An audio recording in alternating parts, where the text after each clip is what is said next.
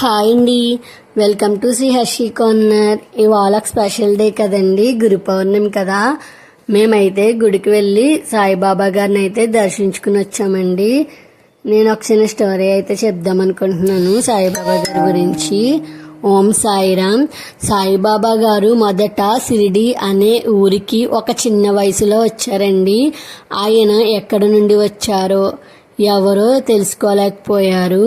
ఆయన చాలా సాదా సీదాగా జీవించేవారండి. ఒక చెట్టు కింద కూర్చుని జ్ఞానం చేసేవారు.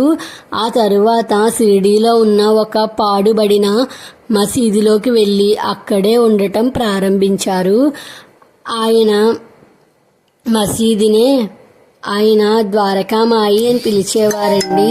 హిందూ అయినా సరే, ముస్లిం అయినా సరే ఆయన అన్నది ఒక్కటే, సబీకా మాలిక్ ఏక్ హై, అంటే అందరికీ ఒక్కడే దేవుడు అని.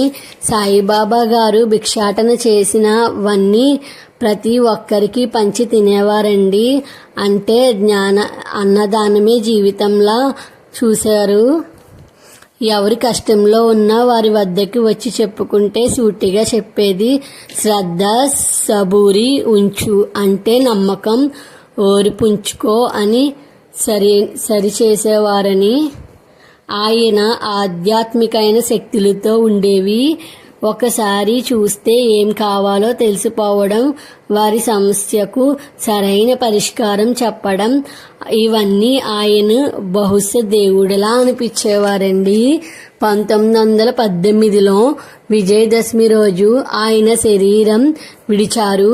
అంటే ఆయన చెప్పారు, నా సమాధి దగ్గర నుంచి పిలిచేవాడు ఒక్కడైనా ఉంటే నేను వెంటనే ప్రత్యక్షమవుతాను అని.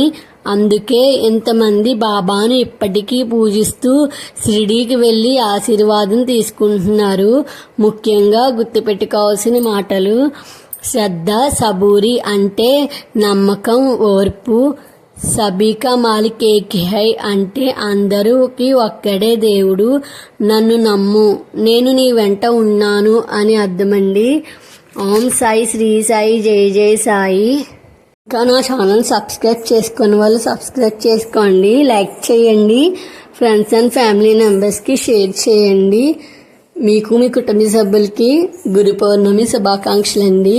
నా వీడియోస్ చూసి నన్ను సపోర్ట్ చేస్తున్న వాళ్ళందరికీ థ్యాంక్ యూ అండి.